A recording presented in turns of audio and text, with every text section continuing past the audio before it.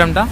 मेरा second attempt है ये, फर्स्ट टाइम मैंने मेंस दिया है इस साल। अच्छा, ये फर्स्ट इंटरव्यू था आपका? फर्स्ट इंटरव्यू में मेरा ये वाला। सर आपके फर्स्ट अटेम्प्ट ऐसी कौन सी गलतियाँ रह गई थी इसलिए आपको या आपका सिलेक्शन नहीं हुआ उसमें? सर फर्स्ट अटेम्प्ट में अगर कहा जाए तो देखिए सबसे ज़रूरी है सेल्फ स्टडी के लिए। सेल्फ स्टडी मैंने नहीं की थी, ज़्यादा मैंने रिलाई किया था यूट्यूब के वीडियोज़ के ऊपर रिलाई किया, बुक्स के ऊपर रिलाई किया। जो नोट्स वगैरह थे वो खुद से नहीं बनाए मैंने। न्यूज़पेपर में काफ़ी हद तक चीज़ें थी जो मैंने मिस कर दी थी, करंट अफेयर्स काफ़ी हद तक मिस रहा था।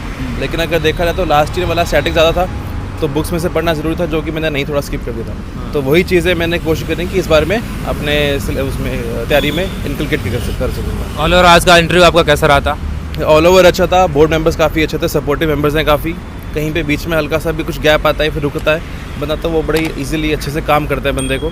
जैसे कि मेरा एक क्वेश्चन था भी, एक मेरे सर्विस प्रेफरेंस को लेके था मेरा, तो उससे मुझे एक पॉज भी मिला था, तो उन्होंने बल्कि थोड़ा काम किया था, चाय वगैरह भी पूछते, मतलब पानी वगैरह है नॉर्मल ठीक रहता है। आप किस टाइप के क्वेश्चन पूछे गए ज़्यादा इंटरव्यू में? तो देखिए इंटरव्यू में क्वेश्चन बेसिकली मिक्स रहते हैं, करंट अफेयर्स भी रहता है, आपकी जो डिटेल एप्लीकेशन फॉर्म होता है उसमें से भी क्वेश्चन पूछे जाते हैं, आपकी पर्सनैलिटी वाइज। तो बेसिकली पर्सनैलिटी को वहाँ पे लिया जाता है। आपके करंट अफेयर्स से क्वेश्चन थे, जैसे कि G20 के कुछ क्वेश्चन आ रहते थे। बाकी यूक्रेन वॉर के ऊपर एक आधा क्वेश्चन पूछा था मेरे से। सोसाइटी के बारे में ज़्यादा क्वेश्चन पूछे गए थे, क्योंकि मेरा सोशोलॉजी बैकग्राउंड है, मेरा ऑप्शन मेरा सोशोलॉजी था, तो वहाँ से ज़्यादा क्वेश्चन पूछे गए थे मेरे से। सर आपने तो ऑप्शनल सोशोलॉजी क्यों चूज़ किया था? सो सोशोलॉजी बेसिकली एक तो स्कोरिंग सब्जेक्ट है ये सोशोलॉजी। पहले मेरा पॉलिटिकल साइंस था, तो उससे मेरी इतनी एक्सपेक्टेशन वगैरह नहीं थी, मुझे नहीं समझ आया था, क्योंकि थोड़ा सा थ्योरेटिकल ज़्यादा था वो। सोशोलॉजी भी थ्योरेटिकल है, बट हाँ अगर आपको बेसिक नॉलेज है सोसाइटी के तो आप इजीली कवर कर सकते हैं उसको। सिलेबस भी छोटा है, शॉर्ट है, क्रिस्प है, अच्छा है वो। सर आपने इंटरव्यू की तैयारी कहाँ से की थी? उसके लिए कुछ कोई मॉक दिया था? उसके कितना हेल्पफुल रहा था? मैंने एक्चुअली 5 मॉक दिए हैं, दृष्टि और विजन पे दिया था मैंने मॉक। तो चौहान सर के पैनल के अंदर में आया था, दृष्टि वाले के अंदर, विजन वाले के अंदर राजीव सर है एक, तो उनके पैनल के अंदर में था मैं।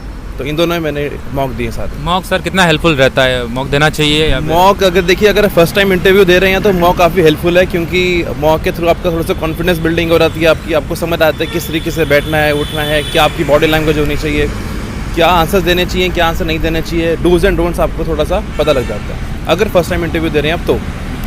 सर प्रीलिम्स और मेंस और इंटरव्यू तीनों की बात की, ऐसा कौन सा फेज है सबसे टफेस्ट होता माना जाता है, उसके लिए ज़्यादा फोकस करनी पड़ता है? देखिए अगर आप बिगनर की तरह अगर देखा जाए तो प्रीलिम्स थोड़ा टफ है, क्योंकि MCQ टाइप क्वेश्चंस होते हैं, बहुत क्लोज नीट क्वेश्चंस होते हैं, आपको बेस्ट आउट ऑफ निकालना होता है सारे क्वेश्चन में से, तो वो थोड़ा डिफिकल्ट रहता है। लेकिन अगर आप कहें कि अगर आपने 2-3 बारी दे चुके हैं पेपर, तो मेंस एक काफ़ी गेम चेंजिंग पोजीशन होती है वहाँ पे, क्योंकि इंटरव्यू के अंदर आपका सिर्फ रैंक डिटर्मिन करता है, मेंस के अंदर आपके मेन मार्क्स जुड़ते हैं।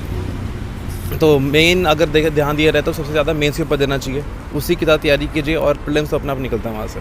सर हर एस्पिरेंट का एक क्वेश्चन रहता है कि करंट अफेयर्स कहाँ से पढ़ना चाहिए, न्यूज़पेपर उसके लिए इंपॉर्टेंट है, या कौन सी मैगजीन पढ़नी चाहिए? आपने कौन सी फॉलो की? सर देखिए मैगजीन मेरी विजन की थी करंट अफेयर्स के लिए, और मैंने रिलाई किया है न्यूज़पेपर के ऊपर, प्राइमरीली न्यूज़पेपर के ऊपर विजन की मैगजीन थी मेरी।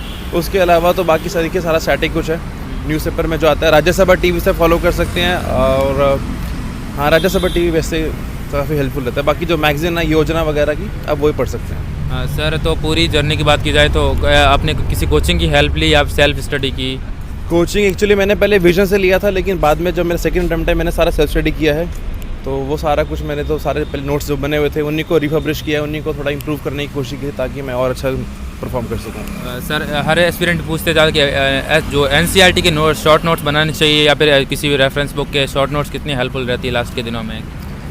सर नोट्स तो काफ़ी हेल्पफुल रहते हैं, क्योंकि अगर आप बुक पढ़ने के लिए बैठेंगे तो काफ़ी लंबी बुक होती है वो, अगर आप उसके अंदर मार्क करके भी पढ़ लेते हैं तो वो भी काफ़ी कम मतलब ज़्यादा कवर हो जाता है। तो नोट्स के अंदर क्या होता है कि आपको एक वेन डायग्राम टाइप बनाना होता है, फ्लो चार्ट बना के अगर आप उसको बनाते हैं नोट्स वगैरह NCERT के किसी भी बुक के, तो वो काफ़ी हेल्पफुल रहते हैं, लास्ट टाइम पे काफ़ी हेल्पफुल रहते हैं। सर आप न्यू एस्पिरेंट को क्या मैसेज देना चाहते हैं, जो एस्पिरेंट अभी तैयारी करना सोच रहे हैं, उसको क्या मैसेज देना चाहते हैं? जो तैयारी करने का सोच रहे हैं उनके लिए यही है कि सेल्फ स्टडी कीजिए, ठीक है, शॉर्ट नोट्स बनाइए, फ्लो चार्ट के थ्रू नोट्स बनाइए, वो बेस्ट रहेगा।